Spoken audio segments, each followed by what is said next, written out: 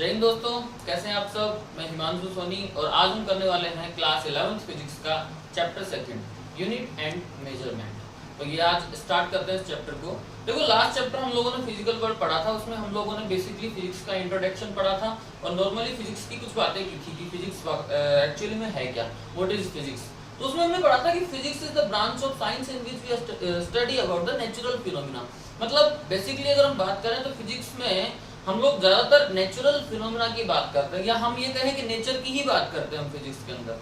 मतलब जो नेचर की स्टडी हम जो करते हैं उसी को हम लोग क्या कहते हैं, उसको फिजिक्स कहते हैं। तो अगर नेचुरल फिनोमेना की मैं बात करूं तो फॉर एग्जांपल जैसे साउंड है ना, लाइट हो गई, करंट हो गया, ये सब नेचुरल फिनोमेना है। अगर इनकी हम बात करते हैं तो यहाँ पे एक और टर्म निकल के आती है, वो क्या कि अगर मैं कहूँ कि जो मेरी साउंड है इसकी जो वैल्यू है, इसकी जो फ्रीक्वेंसी है, इसकी अगर फ्रीक्वेंसी की आप वैल्यू चेक करना चाहोगे कितनी फ्रीक्वेंसी है जिस साउंड को हम लोग यूज कर रहे हैं, या अगर मैं बात करूं लाइट, तो हम कहें कि भाई अब लाइट जैसे कई बार आप देखते हो कि किसी रूम के अंदर बहुत ज्यादा ब्राइटनेस होती है और किसी रूम के अंदर ब्राइटनेस कम होती है।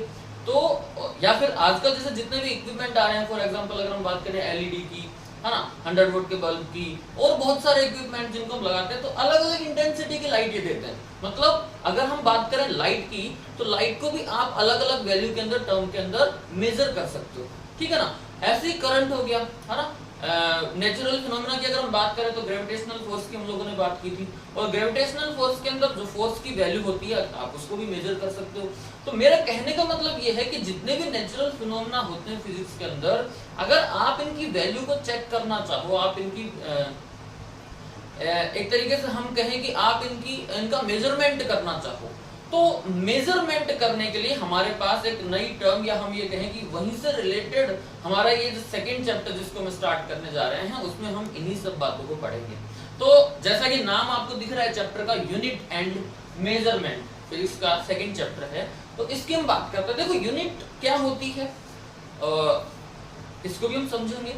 मेजरमेंट क्या है, कैसे करते हैं, किसका करते हैं, ये हम देखते हैं। और इस चैप्टर के अंदर हम लोग डायमेंशन की भी बात करने वाले हैं। हालांकि डायमेंशन की हम बात थोड़ा आगे करेंगे। आज के इस लेक्चर के अंदर हम स्पेशली मेजरमेंट की बात करने वाले हैं, मेजरमेंट के यूनिट की बात करने वाले हैं। देखो मेजरमेंट अब किसका करते हैं, क्या होता है मेजरमेंट, पहले हम समझते हैं। देखो अभी जैसे मैंने कहा कि जो साउंड है, इस साउंड को अगर मेजर करें, मेजर करने का मतलब सिंपल सा है, मेजर करने का मतलब हम इसकी वैल्यू को चेक करना चाह रहे हैं, है ना। फोर्स को मेजर करें, मतलब फोर्स की वैल्यू को चेक करना चाह रहे हैं, तो मेजरमेंट एक तरीके से हम ये कह सकते हैं कि मेजरमेंट एक रिप्रेजेंटेशन है उस क्वांटिटी का, जिस क्वांटिटी का आप मेजर कर रहे हो, तो ये उसकी एक वैल्यू का एक रिप्रेजेंटेशन है, ठीक है ना। कैसे, तो हम समझते हैं कि मेजरमेंट किसी क्वांटिटी का किया जाता है। अब क्वांटिटी फॉर एग्जांपल आप किसी शॉप के ऊपर जाते हो और आप कोई भी ऑब्जेक्ट, फॉर एग्जांपल अगर मैं कहूँ कि चीनी, आप शुगर लेते हो, तो आप शॉपकीपर को क्या बोलोगे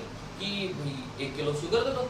मतलब वो जो आपने जो क्वांटिटी बताई आपने शुगर की, वो फिक्स कर दिया आपने, तो शॉपकीपर क्या करेगा, 1 किलो शुगर आपको दे देगा। अगर आप जैसे बात करें, आप किसी मान लो पेन लेने जाते हैं, तो आप शॉपकीपर को बोलोगे कि मुझे 1 पेन दे दो, 2 पेन दे दो। मतलब अलग अलग डिवाइस की अगर हम बात करें, अलग अलग ऑब्जेक्ट की हम बात करें, तो ये जो क्वांटिटी है ना, ये चेंज हो जाती है। कई बार क्वांटिटी हम नंबर में काउंट करते हैं, जैसे कि 1 पेन, 2 पेन, 3 पेन, और कई बार क्वांटिटी हम वैल्यू के अंदर काउंट करते हैं, फॉर एग्जांपल 1 किलो, है ना, 2 किलो, ये सारी चीजें। तो सबसे पहले हम इस चैप्टर को स्टार्ट करते हैं। इसका बेसिक फॉर्मेट हम देखते हैं कि मेजरमेंट अगर हम किसका करेंगे, अगर मेजरमेंट करना चाहेंगे तो मेजरमेंट करेंगे किसका, तो मेजरमेंट करते हैं हम क्वांटिटी का। मेजरमेंट क्वांटिटी का करते हैं, जैसा कि मैंने बताया, क्वांटिटी को ही तो मेजर करेंगे ना हम लोग। तो क्वांटिटी अगर फिजिक्स के अंदर बात करें तो हम उसको फिजिकल क्वांटिटी बोलते हैं। तो देखो फिजिकल क्वांटिटी होती क्या है, इसकी डेफिनेशन भी हम देख लेते हैं। ये एक तरीके से मेजरमेंट का बेसिस पढ़ रहे हैं हम लोग कि भाई मेजरमेंट को किस बेसिस पे करोगे आप, किस क्वांटिटी को मेजर करोगे आप। तो फिजिक्स के अंदर हम क्वांटिटी को क्या बोलते हैं, फिजिकल क्वांटिटी। ये पहली टर्म हो गई फिजिक्स के अंदर, या कहीं यूनिट एंड मेजरमेंट के अंदर फर्स्ट टर्म हो गई हमारी फिजिकल क्वांटिटी। देखो फिजिकल क्वांटिटी क्या होती है, अभी जैसे क्वांटिटी बताई मैंने, तो फिजिकल क्वांटिटी क्या होती है, एक ऐसी quantity which can be major.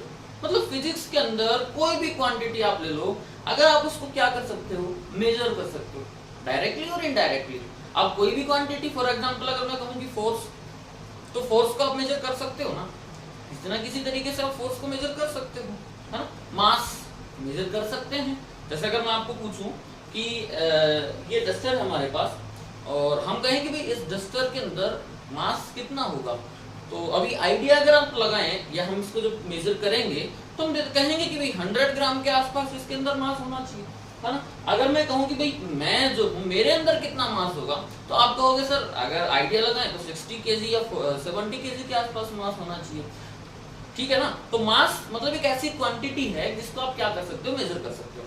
ऐसे ही लेंथ की अगर बात करोगे तो लेंथ भी एक ऐसी क्वांटिटी है जिसको आप मेजर कर सकते हो। अगर मैं कहूं कि भाई कोई रूम है, उस रूम की लेंथ कितनी होगी, तो आप आराम से मेजर कर सकते हो, है ना। टाइम, मान लो किसी एक जगह से दूसरे जगह पे जाने में आपको कितना टाइम लगता होगा, आप उसको मेजर कर सकते हो।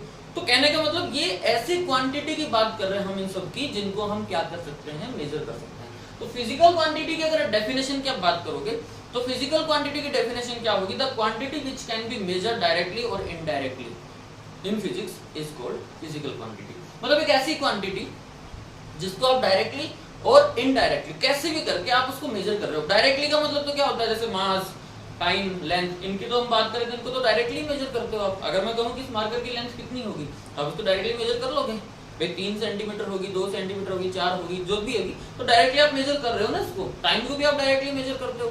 तो फिजिकल क्वांटिटी की डेफिनेशन आप चाहो तो आप नोट कर सकते हो, the quantity which can be measured directly or indirectly is called physical quantity. अब देखो ये जो फिजिकल क्वांटिटी है ये दो टाइप की होती है।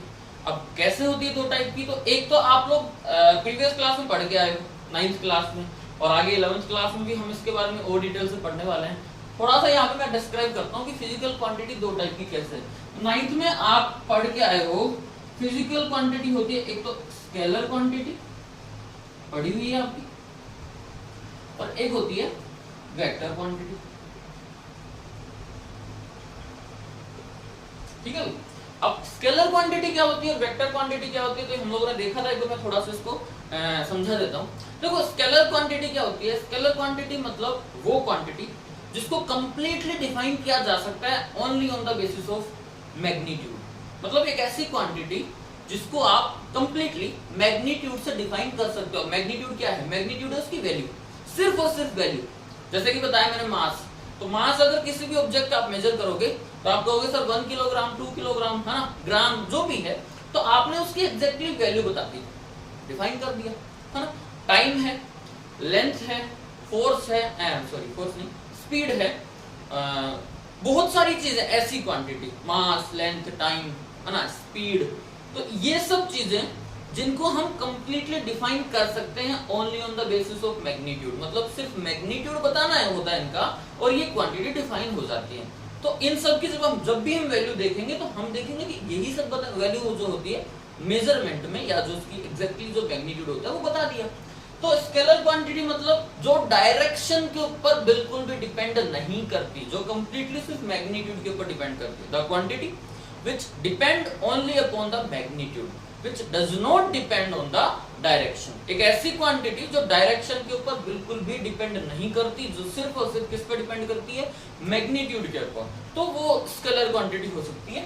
तो फॉर एग्जांपल अब मैं डेफिनेशन इसकी लिख नहीं रहा, क्योंकि डेफिनेशन आप ऑलरेडी इसकी 9th क्लास में पढ़ के आए हो, और आगे भी 11th क्लास में आगे एक चैप्टर आएगा पूरा वेक्टर के ऊपर, तो वहां पे हम देखेंगे इसकी एग्जाम्पल। देख लेता हूं मैं कि जो स्केलर क्वांटिटी है उसके एग्जाम्पल क्या क्या होते हैं। तो जैसे मास, है ना, लेंथ,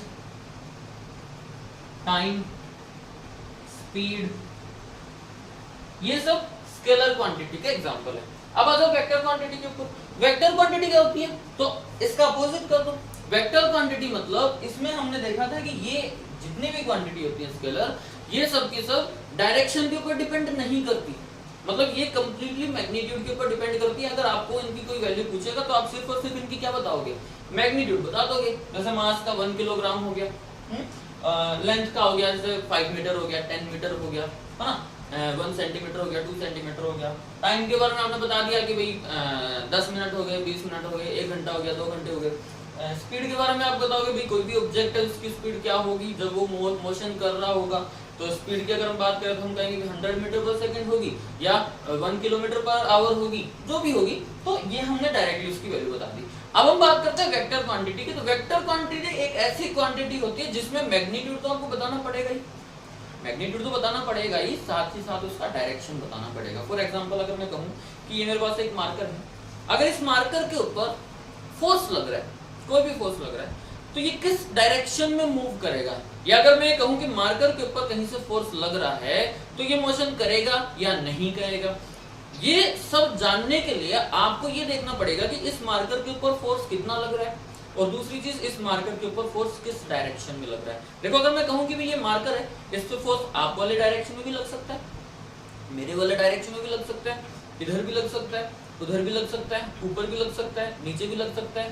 तो कहने का मतलब जब तक एक पर्टिकुलर डायरेक्शन आपको नहीं मिलेगा इसका, जब तक आपके पास इस पर्टिकुलर आंसर नहीं मिलेगा कि फोर्स किस डायरेक्शन में लगा हुआ है, तब तक हम डिसाइड नहीं कर सकते कि ये मार्कर किस डायरेक्शन में मूवमेंट करेगा, किस डायरेक्शन में मूव करेगा।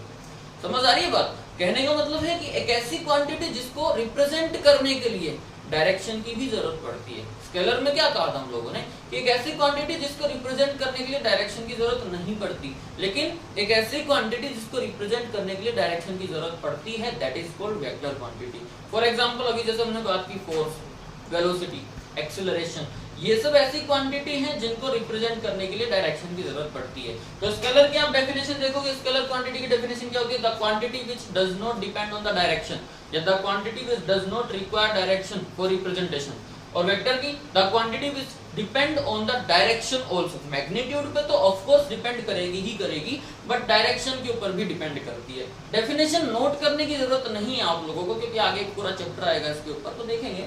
फिलहाल के लिए इस पे एग्जांपल देख लेते हैं हम लोग। तो जैसे इसके एग्जांपल हम देखें, मास, लेंथ, टाइम, ऐसे ही वेक्टर के एग्जांपल क्या है, तो हमने देखा फोर्स, वेलोसिटी, एक्सीलरेशन, ये सब। तो बात सिंपल है कि जिस क्वांटिटी में डायरेक्शन होता है वेक्टर क्वांटिटी, और जिसमें डायरेक्शन नहीं होता स्केलर क्वांटिटी। ये कंप्लीटली बात है किसकी? स्केलर की और वेक्टर की। लेकिन कुछ एक्सेप्शन भी होते हैं, क्योंकि हर कोई भी कंसेप्ट हम देखते हैं कोई ना कोई एक्सेप्शन उसमें आता है। तो एक क्वांटिटी ऐसी भी है या और भी हो सकती है जिनमें डायरेक्शन होता है, अगर आप उसको देखोगे तो वो डायरेक्शन पे डिपेंड करती है, या उसमें डायरेक्शन होता है बट वो वेक्टर नहीं होती। फॉर एग्जाम्पल आपने 10th क्लास में देखा होगा करंट। करंट एक ऐसी क्वांटिटी है जो डायरेक्शन पे डिपेंड करती है, मतलब करंट में डायरेक्शन होता है, ऑफ कोर्स होता है। अगर मैं ये कहूं कि भाई ये एक वायर है मेरे पास, तो इसमें जो करंट का डायरेक्शन है वो इस तरफ भी हो सकता है, इस तरफ भी हो सकता है। दोनों में करंट का डायरेक्शन कोई भी डायरेक्शन में हो सकता है, या तो इस डायरेक्शन में होगा या इस डायरेक्शन में होगा। तो मतलब करंट कहीं ना कहीं डिपेंड कर रहा है डायरेक्शन पे, but still current is not a vector quantity. उसके बावजूद करंट वेक्टर क्वांटिटी नहीं है। अब ये क्यों नहीं है, इसके ऊपर एक पूरा लेक्चर बन सकता है कि करंट क्यों स्केलर क्वांटिटी है, वेक्टर क्वांटिटी क्यों नहीं है, लेकिन वो लेक्चर हमारे किसी काम का नहीं है। फिलहाल के लिए हम ये समझ लेते हैं कि जो करंट है ये वेक्टर नहीं है, जबकि ये डायरेक्शन के ऊपर डिपेंड करता है। तो वेक्टर क्यों नहीं है? क्योंकि वेक्टर के कुछ रूल होते हैं, ये वेक्टर के कुछ लॉ होते हैं। जैसे कि स्केलर क्वांटिटी को आप ऐड करते हो तो डायरेक्टली ऐड कर देते हो, है ना। जैसे मास की अगर हम बात करें, हमारे पास 3 ऑब्जेक्ट है, एक का मास है 1 किलोग्राम, एक का मास है 2 किलोग्राम, एक का मास है 3 किलोग्राम। अब मैं कहूं कि भाई टोटल मास कितना हो गया, तो आप इन सबका सम कर लोगे, 1 और 2 3, 3 और 3 6, आपने टोटल कर दिया, कुछ नहीं हो, ठीक है ना। ऐसे ही अगर आपके पास 2 या 3 वेक्टर क्वांटिटी है, या अगर आपके पास 2 या 3 से ज्यादा वेक्टर हैं और उनका आपको कोई टोटल सम करवाता है, तो डायरेक्टली नहीं कर सकते। ये आप 11th क्लास में जो वेक्टर का जो हमारे चैप्टर आएगा उसमें पढ़ोगे। तो वेक्टर लॉ होते हैं हमारे पास, उन वेक्टर लॉ का या उन वेक्टर रूल का एप्लीकेशन या उन वेक्टर रूल को फॉलो करंट नहीं करता, इसलिए करंट एक वेक्टर क्वांटिटी नहीं है। मैंने कहा ना इसके ऊपर पूरा लेक्चर बन सकता है। तो करंट क्यों वेक्टर नहीं है ये आपको 11th में ही पता चल जाएगा जब हम वेक्टर पढ़ेंगे।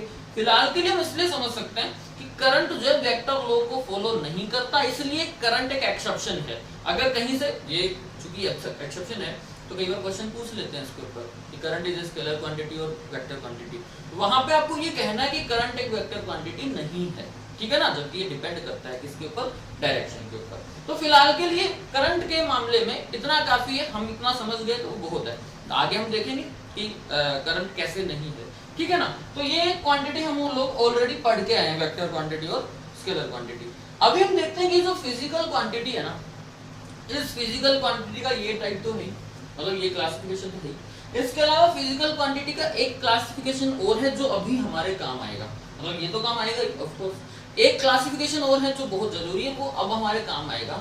इनके अलावा फिजिकल क्वांटिटी को और हम लोग दो पार्ट के अंदर डिवाइड करते हैं। देखो उसको रफ करता हूँ फिर बताता हूँ। तो क्लासिक जो फिजिकल क्वांटिटी है उसका स्केलर और वेक्टर के अलावा क्लासिफिकेशन ये है। फंडामेंटल फिजिकल क्वांटिटी मतलब है फिजिकल क्वांटिटी ही, लेकिन फिजिकल क्वांटिटी में एक टाइप आ गया फंडामेंटल फिजिकल क्वांटिटी, और दूसरा आता है डिराइव्ड फिजिकल क्वांटिटी। देखो फंडामेंटल का मतलब क्या है, तो आप लोगों ने जो फर्स्ट चैप्टर पढ़ा था उसमें हमारे पास 4 फंडामेंटल फोर्स आए थे, मतलब हम कह सकते हैं कि फिजिक्स के अंदर 4 फंडामेंटल फोर्सेस हैं। फंडामेंटल फोर्सेस का मतलब एक ऐसे फोर्स जो खुद किसी के ऊपर डिपेंड नहीं करते। फंडामेंटल का मतलब क्या है समझना, एक ऐसे फोर्स जो खुद किसी के ऊपर डिपेंड नहीं करता लेकिन उसके ऊपर बहुत सारे फोर्स डिपेंड करते होंगे, ठीक है ना। फंडामेंटल का मतलब बेसिस, जो बेसिक 4 ही फोर्स है हमारे फिजिक्स के अंदर, पूरे फिजिक्स के अंदर, और उन चारों से बाकी फोर्सेस जितने भी हम पढ़ते हैं वो सब के सब डिपेंड करते हैं उन चारों पे। मतलब यार ये कह सकते हैं कि उन्हीं चारों से मिलके कोई फोर्स बने हैं, तो उनको हम कहते हैं फंडामेंटल फोर्स। ऐसे ही फिजिकल क्वांटिटी का मतलब भी देखा आपने कि एक ऐसी क्वांटिटी जिसको मेजर कर सकते हैं डायरेक्टली और इनडायरेक्टली। अब देखते हैं फंडामेंटल फिजिकल क्वांटिटी, तो एक ऐसी क्वांटिटी जो खुद किसी के ऊपर डिपेंड नहीं करेगी, किसी दूसरी क्वांटिटी के ऊपर डिपेंड नहीं करेगी, वो खुद अपने आप में एक फंडामेंटल, अपने आप में एक बेसिस क्वांटिटी होगी, ठीक है ना। The quantity which does not depend any other physical quantity is called fundamental physical quantity.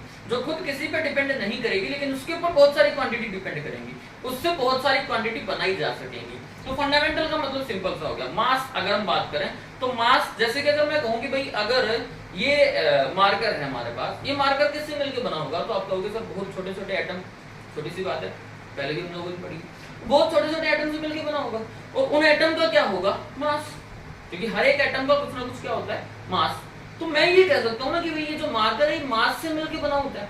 लेकिन अगर आपको कोई पूछे कि मास किससे मिलकर बना होता है, तो आपका जवाब क्या होगा, आपका जवाब होगा मास किसी से मिलके नहीं बना, क्योंकि मास अपने आप में बेस है ना, खुद अपने आप में बेसिस है, that is called fundamental. Length भी ऐसी है, लेंथ भी किसी से मिलकर नहीं बनी, क्योंकि अपने आप में एक फंडामेंटल क्वांटिटी है, टाइम भी अपने आप में एक फंडामेंटल क्वांटिटी है। तो फंडामेंटल क्वांटिटी की आप चाहो तो डेफिनेशन नोट कर सकते हो, तो quantity which does not depend any other quantity, ऐसी क्वांटिटी जो किसी दूसरी क्वांटिटी के ऊपर डिपेंड नहीं करती फॉर रिप्रेजेंटेशन, उसी को हम क्या कहेंगे, fundamental physical quantity. For example आपके पास 3 फंडामेंटल क्वांटिटी फिलहाल हम पढ़ रहे हैं, हालांकि इन 3 ये बेसिस तो ये 3 ही है fundamental physical quantity, mass, length and time. लेकिन एक आगे जाके सिस्टम आएगा हमारे पास, उस सिस्टम में 7 फिजिकल क्वांटिटी हम पढ़ेंगे, उसकी बात हम थोड़े आगे करेंगे। फिलहाल के लिए आप समझो फंडामेंटल फिजिकल क्वांटिटी क्या होती है, एक ऐसी क्वांटिटी जो किसी और क्वांटिटी के ऊपर डिपेंड नहीं करती। तो हमारे पास ऐसी 3 फिजिकल क्वांटिटी है जो कि फंडामेंटल है, मास, लेंथ एंड टाइम। क्लियर है, मतलब ये 3 फंडामेंटल फिजिकल क्वांटिटी है आपकी, मास, लेंथ एंड टाइम, ठीक है। अब बात करते हैं डिराइव्ड फिजिकल क्वांटिटी की। तो डिराइव्ड फिजिकल क्वांटिटी मतलब क्या होती है, एक ऐसी क्वांटिटी जो कंप्लीटली डिपेंड करेगी इनके ऊपर। ये 3 तो क्या हो गई, एक ऐसी क्वांटिटी जो किसी और पे डिपेंड नहीं करती, मास लेंथ पे डिपेंड नहीं करेगा, लेंथ मास पे डिपेंड नहीं करेगा, ऐसे टाइम भी इन दोनों पे डिपेंड नहीं करेगा, तो ये किसी पे डिपेंड नहीं करती। लेकिन डिराइव्ड फिजिकल क्वांटिटी जो है ये कंप्लीटली डिपेंड करती है किनके ऊपर, फंडामेंटल फिजिकल क्वांटिटी के ऊपर। Derived physical quantity, the quantity or the physical quantity which completely dependent on the fundamental physical quantity. ये किसी पे डिपेंड नहीं करती, ये completely डिपेंड करती है, ठीक है ना। डेफिनेशन नोट कर सकते हो आप लोग, the physical quantity which completely dependent on fundamental physical quantity. For example कैसे, तो for example मैं कहता हूँ स्पीड। आप सब लोगों ने स्पीड का फॉर्मूला पढ़ा है ना, स्पीड का फॉर्मूला क्या होता है, डिस्टेंस अपॉन में टाइम। सर क्या बेसिक चीजें बता रहे हो आप, ये बेसिक चीजें बता नहीं रहा, मैं ये समझाने की कोशिश कर रहा हूँ कि डिराइव्ड फिजिकल क्वांटिटी क्या होती है। तो स्पीड का फॉर्मूला आपने पढ़ा, डिस्टेंस अपॉन में टाइम। अब मैं कहूँ कि भाई डिस्टेंस को आप किस में मेजर करोगे, डिस्टेंस किस में हो सकती है, मीटर में, किलोमीटर में, है ना, इन्हीं में तो होगी। और मीटर किलोमीटर है क्या, लेंथ ही तो है। अगर आपसे कोई पूछेगा कि भी अगर कोई भी ऑब्जेक्ट है या एक आपके घर के सामने कोई रोड है, एक खंबा है और दूसरा खंबा है, आपसे कोई पूछे भी एक खंबे और दूसरे खंबे के बीच की जो डिस्टेंस है, जो लंबाई हो कितनी है, आप कहोगे सर 100 मीटर। मतलब क्या हो गया, लेंथ ही तो है। तो डिस्टेंस का मतलब क्या हुआ, लेंथ। मतलब इसको मेजर करने के लिए आपको किसकी जरूरत पड़ेगी, तो आप कहोगे सर हमें जरूरत पड़ेगी लेंथ की। फिर नीचे क्या है, टाइम। तो मतलब स्पीड को मेजर करने के लिए या स्पीड को रिप्रेजेंट करने के लिए आपको डिस्टेंस की जरूरत पड़ी, मतलब लेंथ की जरूरत पड़ी, और आपको टाइम की जरूरत पड़ी, मतलब इन दोनों की जरूरत पड़ी। क्लियर है, पड़ी। तो कहने का मतलब ये जो क्वांटिटी है ये इनके ऊपर डिपेंड कर रही है। दैट्स व्हाई ये कैसी क्वांटिटी होगी, डिराइव्ड फिजिकल क्वांटिटी। ऐसे में कहूं फोर्स, अब फोर्स का फॉर्मूला भी आप 9th में पढ़ा है आपने, F = ma। m क्या है, मास, और a क्या है, एक्सीलरेशन। फिर एक्सीलरेशन का भी आपने फॉर्मूला पढ़ा था, वो था आपका वेलोसिटी अपॉन में टाइम। वेलोसिटी मतलब स्पीड, और स्पीड मतलब डिस्टेंस और टाइम, और नीचे क्या है, टाइम। तो कहने का मतलब क्या होगा, ये जो फोर्स है वो तीन चीजों के ऊपर डिपेंड कर रहा है, मास के ऊपर, यहाँ एक्सीलरेशन में वेलोसिटी और टाइम, वेलोसिटी में डिस्टेंस और टाइम। तो कहने का मतलब फोर्स भी इन तीनों के ऊपर डिपेंड कर रहा है। तो ऐसी क्वांटिटी जो कंप्लीटली डिपेंड करती है किसके ऊपर हुई, मास के ऊपर, लेंथ के ऊपर या टाइम के ऊपर, किसी ना किसी के ऊपर डिपेंड करेंगी। तो उसी को हम क्या कहते हैं, डिराइव्ड फिजिकल क्वांटिटी। जैसे स्पीड हो गई, फोर्स हो गया, एक्सीलरेशन हो गया, एक्सीलरेशन है ना। तो ये सब क्वांटिटी और बहुत सारी क्वांटिटी, हजारों physical quantity, derived physical quantity हो सकती है, जिनके बारे में हम लोग आगे पढ़ने वाले हैं। तो ये फिजिकल क्वांटिटी की का क्लासिफिकेशन था कि भाई फिजिकल क्वांटिटी कितने टाइप में होती है, दो टाइप में, फंडामेंटल फिजिकल क्वांटिटी और डिराइव्ड फिजिकल क्वांटिटी। फिलहाल के लिए हम ये याद रखेंगे कि जो फंडामेंटल क्वांटिटी में हमारे पास तीन है, मास, लेंथ एंड टाइम। और डिराइव्ड फिजिकल क्वांटिटी कितनी भी हो सकती है, बहुत सारी हो सकती है। तो ये क्लासिफिकेशन हो गया फिजिकल क्वांटिटी का, ठीक है ना। अब हम बात करते हैं कि ये जो फिजिकल क्वांटिटी है इनको मेजर कैसे करते हैं, मेजरमेंट क्या है, क्योंकि मेन चीज तो हम उसी की बात करने वाले हैं ना, मेजरमेंट की। तो भाई कोई भी क्वांटिटी को आप मेजर कर सकते हो किसी ना किसी डिवाइस से, डायरेक्टली और इनडायरेक्टली। अब मेजरमेंट जो है ना वो दो चीजों में होता है अभी। जैसे मास का मेजरमेंट करके बताओ, कोई ऑब्जेक्ट है उसका मास आप मेजर करोगे तो आप कहोगे सर या तो उस ऑब्जेक्ट का, मतलब कोई भी ऑब्जेक्ट है तो आपने कोई वैल्यू बता दी मुझे, तो आपने कहा कि 100 ग्राम उस ऑब्जेक्ट का मास। अब आपने दो चीजें बताई है मुझे, एक न्यूमेरिकल वैल्यू मतलब नंबर वैल्यू, और एक बताइए आपने ये ग्राम। अब ग्राम क्या है उसको भी देखेंगे। जैसे आपने लेंथ मेजर की तो आपने कहा सर 200 मीटर लेंथ है किसी ऑब्जेक्ट की, ठीक है। इसमें भी आपने दो चीजें बताई, तो ये नंबर वैल्यू, न्यूमेरिकल वैल्यू, और एक आपने बताई ये। अब ये क्या है उसी को देख रहे हैं, ठीक है ना। अच्छा, फिर आपने कहा कि टाइम मेजर किया कि कहीं आपको स्कूल से घर जाने में कितना टाइम लगता है, तो आपने कहा सर मुझे 1 घंटा लगता है घर से स्कूल जाने में या स्कूल से घर जाने में। तो ये नंबर वैल्यू बताई आपने, और ये क्या है, अब ये जो चीजें हैं ना जो रिप्रेजेंट करती है मेजरमेंट को नंबर के साथ में, दैट इज कॉल्ड यूनिट।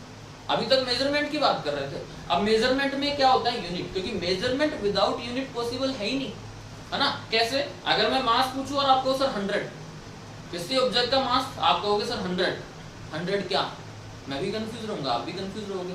100 ग्राम है, किलोग्राम है, क्विंटल है, क्या है। तो यूनिट आपको बतानी जरूरी है ना किसी भी ऑब्जेक्ट को मेजर करने के लिए या किसी भी क्वांटिटी को मेजर करने के लिए। यूनिट क्या है, यूनिट एक स्टैंडर्ड है। यूनिट क्या है, एक standard which represent the measurement. Unit एक स्टैंडर्ड है जो कि मेजरमेंट को रिप्रेजेंट करती है विद न्यूमेरिकल वैल्यू। कोई भी मेजरमेंट है उसको रिप्रेजेंट करने के लिए स्टैंडर्ड यूनिट की जरूरत पड़ेगी, तो वही क्या हो गई आपकी यूनिट हो गई। Unit is a standard which represent the measurement. अभी जो यूनिट है ना, इन्हीं यूनिट के ऊपर हमने अलग अलग सिस्टम बनाए।